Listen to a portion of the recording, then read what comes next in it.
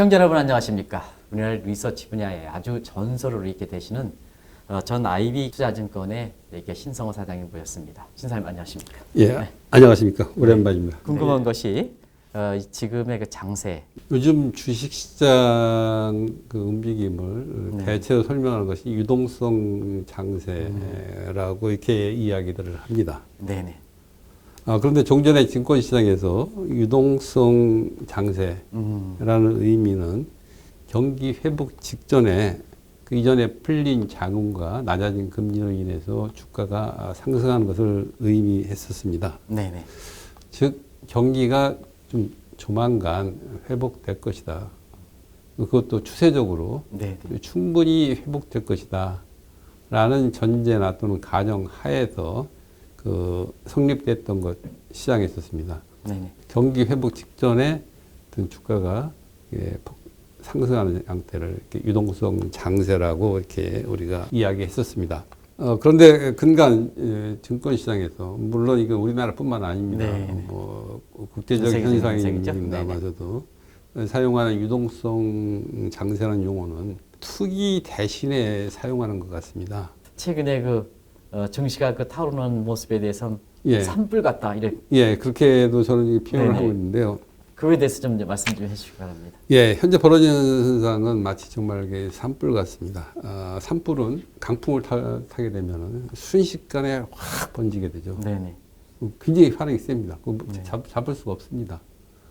그러니까 지금 개인 자금의 거대한 개인 자금 유입이 마치 이게 산불처럼 그동안 주식시장을 좀 끌어올렸지 않나 이게 싶습니다.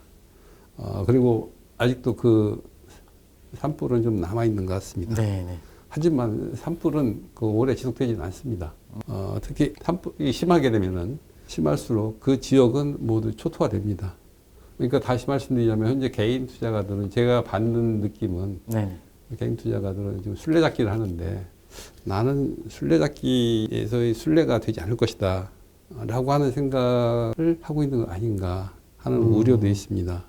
일반적인 잣대로 보자면은 현재 상황은 그간의 상황은 다소 좀 과했다라고 생각됩니다. 네, 지금적인 측면에서 우리 경기라든가 세계 경기 한번 예. 좀 말씀해 주시기 바랍니다.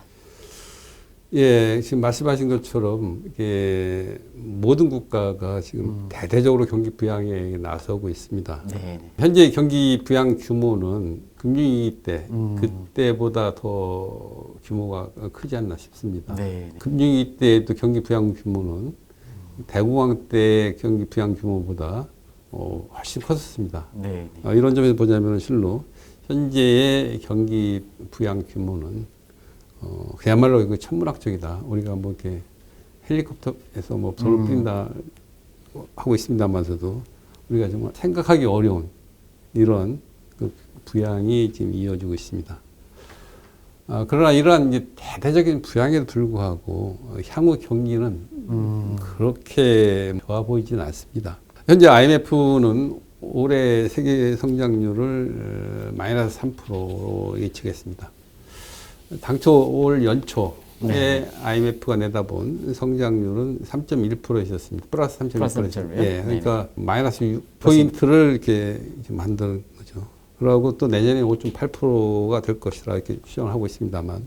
근데 이것은 이제 금융위기 당시와 비교를 한번 해보자면요. 2009년도 세계 성장률은 그래서 0%였었습니다.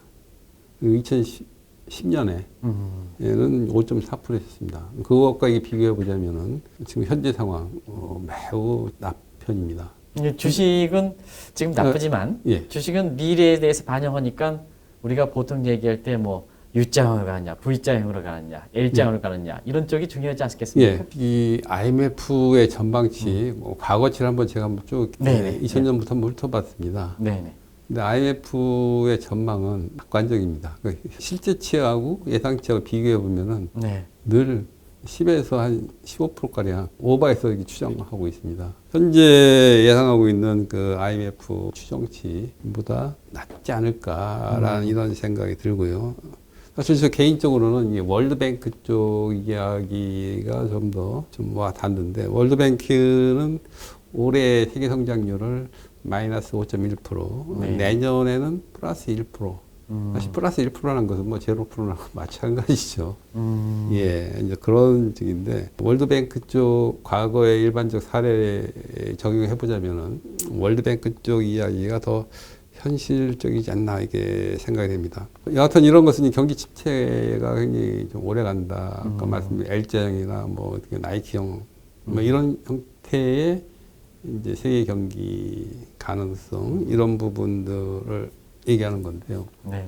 사실 미국이 이제 2022년까지 제로금리를 유지하겠다라는 이야기를 하는 거죠. 근데 제로금리를 유지한다는 얘기, 그만큼 경기가 안 좋다라고 하는 얘기인데요. 사실 코로나 발생 이전에도 이게 보게 되면은 네. 세계적으로 경기 전망은 그렇게 밝지 않았었어요. 예. 왜냐면 그러니까 IMF가 그때 코로나 이전에 내다본 미국의 2020년 성장률은 2.1% 있었고 내년도에 성장률은 1.7% 있었습니다. 네. 2018년 2.9%, 2019년 2.4% 하고 비교해 보자면은 사실 급격하게 코로나가 없었더라도 급격하게 떨어진 상황이었던 거죠. 그게 이제 사실 많이 지적했던 게 예. 사실 금융위의 제로금리라든가 예. 양적완화 정책에서 돈을 많이 풀다 보니까 예. 경제 주체들이 빚 모르고 예. 사용하는 과정에서 예. 부채 같은 구조적 문제 이런 예. 문제가 결국은 코로나 사태 이전에도 예. 세계 경제 성장률을 이렇게 올리지 못하는 요인이지 않습니까? 그 예. 문제를 좀 이렇게 자세하게 설명해 주시기 바랍니다. 예, 지금 지적하신 부분 네. 정말 세계적으로 부채가 너무 많습니다. 네네. BIS 다시 말씀드리면 국제결제은행이죠. 거기에 따르면은 지난해 4분기 현재 세계 부채는 GDP 대비 243%입니다. 전체 세계 국가? 예, 네네. 예. 아니 거기 보면 이제 주 59개국이니까 주요 59개국이니까 뭐 주요 거의 다 네네. 포함되죠. 세계 세계라고 봐도 그렇죠, 되겠습니다. 그렇죠. 네. 예. 2018년 대비 1년 동안 10%포인트가 늘어났는데요. 2008년 4분기 말에 네네. GDP 대비 부채 규모는 201% 있었습니다. 네.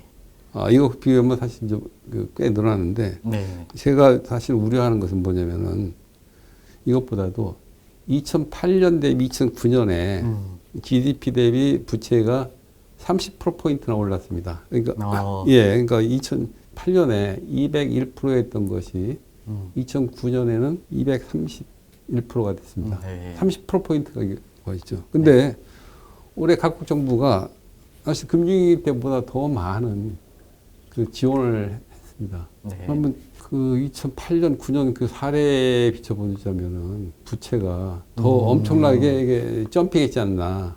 이런 이제 추측을 해볼 수 있는 거죠. 네네. 이게 이제 문제인데요.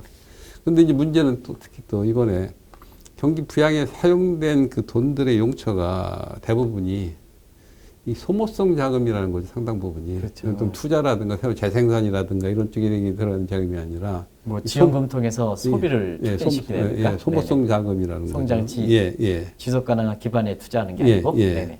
그리고 또 언젠가 또 갚아야 될 게 돈들인 거고요. 이런 점들은 세계적으로 소비를 이제 억제할 것 같습니다. 네. 물론 이제 내년에는 올해 이제 기저 효과 뭐 이런 것 때문에 조금 올라갈 수 있겠지만서도 앞서 이렇게 월드뱅크라든지 IMF의 전망치를 이렇게 감안해 보자면은 그렇게 현상 유지, 올해 대비 현상 유지거나 약간 이게 개선된 정도지 않을까 이렇게 생각됩니다. 매크로 사이드 한국 경제는 어떻게 될 것인지 좀 말씀해 주시기 바랍니다. 예, 뭐 제 이야기보다도 네네. 서울대 김혜직 교수님이 계십니다. 네. 김 교수님 의견에 따르면은 1990년대 초 이후에 우리의 성장률은 5년 단위로 보게 되면은 네. 1%포인트씩 하락하고 있다라고 이렇게 말씀하십니다. 네. 실제로 이제 김영삼 정부 이전에는 7%대 성장했었는데 네. 김영삼 정부 때는 6%대, 그다음에 김대중 정부 때는 5%대, 그다음에 노무현 정부 때는 이제 4%대, 이명박 정권 때는 이제 3%대. 박근혜 정부 2%대, 현재에 든이라면 한 1%대 중반. 1% 중반. 예. 이건 5년 평균? 예. 5년 평균. 이동 평균씩 네네. 하죠. 때문에 현재 지금 우리의 잠재 성장 능력은 한국은행이나 정부가 추정하는 한 2%대 중반보다도 훨씬 낮은 수준일 가능성이 큽니다. 네. 이런 추세가 이어진다면은 아마 2022년 또는 그 직후에는 0%대의 성장이 고착화될 가능성이 큽니다. 다시 말하면 어떤 전반적인 개혁을 하지 않는다 한다면은 코로나 여부와 관계없이. 예, 네네. 그러니까 코로나 이전에 네네네. 그래서 사실 이런 문제가 이제 발생하면 굉장히 좀 곤란한 상황들이 벌어집니다. 기업의 그 이렇게 영업도 이렇게 이익 추정치라든가 이런 것도 좀 상당히 안 좋게 얘기하실 것 같은데 예. 그 문제 좀 말씀. 총체 기업 실적 총계를 한번 보게 되면 더 극명하게 나타나는데요. 2019년 기준으로 해서 보게 되면 주요 160업체들의 이익 총계가 71조 원입니다. 160업체라고 하면 이제 뭐 좀 범위가 좁다 이렇게 볼 수 있겠지만 네네. 우리는 주요에 주요 시가총액을 차지하는 그다음에 거의 사람이니까. 뭐한 80% 90%를 그렇죠. 네. 차지합니다. 근데 160업체의 그 이익이 71조인데 이는 이제 무려 8년 전인 2011년 80조, 9조 작습니다. 아, 그렇습니까? 예, 그러니까 9년 전보다 이익이, 그러니까 매출, 전체가. 예, 예. 그러니까 매출도 늘고, 우리 GDP도 이렇게 올라갔다 하지만서도 기업 단위로 봤을 때 가장 중요한 그 이익은 오히려 8년 전보다 줄었습니다. 네네. 근데 그것도 주의해서 보여야 될 것은 뭐냐면은 그 이익도 몇 업종, 반도체, 네네. 은행, 증권 부분에서의 상당히 기여도가 높습니다. 그래서 그 은행, 증권, 그 반도체 이 세 부분을 제외하고서 보게 되면은 2019년도 이익은 34조 정도에 불과합니다. 네. 근데 이것은 뭐냐면 2009년도 11년 전, 10년 전이죠. 그때 37조 원보다 더 적습니다. 네. 상식이 가장 훌륭한 투자의 척도다라고 이렇게 생각해 왔었습니다. 네. 그 상식선에서 투자를 하시는 것이 가장 올바른 투자이지 않느냐. 상식에 의존해라 하는 이 측면을 그 마지막 그 이렇게 마무리를 하면서 다음 시간에 모시도록 하겠습니다. 시장님 고맙습니다. 예. 네.